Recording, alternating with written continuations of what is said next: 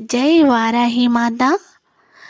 నేను మీ పేరులో మొదటి అక్షరం స్టార్ట్ అయిన లెటర్ గురించి నాకు కామెంట్ చేయండి చెప్తాను అన్నాను కదా. ఈరోజు ఎస్ అనే లెటర్ గురించి కామెంట్ చేశారండి. 2026లో ఈ సాఫీగా సాగే సంవత్సరం కాదండి, కొంచెం ఒత్తిడిగానే ఉంటుంది సంవత్సరంలో. మీకు డబ్బు విషయంలో ఒత్తిడి ఎక్కువగా ఉంటుందండి. పొదుపు ముఖ్యం.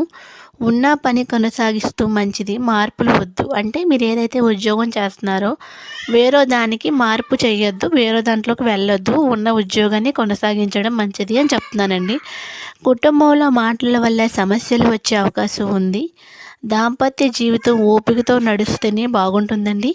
సమయం ఆశించే వాళ్ళ నుంచి మీరు ఏదైతే సహాయం ఎవరి నుంచి అయితే ఆశిస్తున్నారో వాళ్ళ నుంచి రాదండి, కానీ మీరు అనుకోని చోటు నుంచి మాత్రం సహాయం అయితే తప్పకుండా వస్తుంది. దేవుడి పైన నమ్మకం తగ్గితే పరిస్థితి చాలా కఠినంగా ఉంటుందండి. దేవుణ్ణి చాలా మనుషులు ఎక్కువ స్మరణ చేసుకోవడం మంచిది. దేవుడి మీద నమ్మకం ఒగ్గేయకండి. కలిసొచ్చే రంగు తెలుపు, లైట్ గ్రీన్ అండి. మీరు పూజించాల్సిన దేవుడు శివుడండి. ఓం నమ శివాయ అని రోజుకి 5 సార్లు చెప్పండి. ముఖ్యమైన పని మీద బయటికి వెళ్ళేటప్పుడు సోమవారం లేదా శుక్రవారం వెళ్ళండి. మీరు అనుకున్నవి సాధిస్తారు.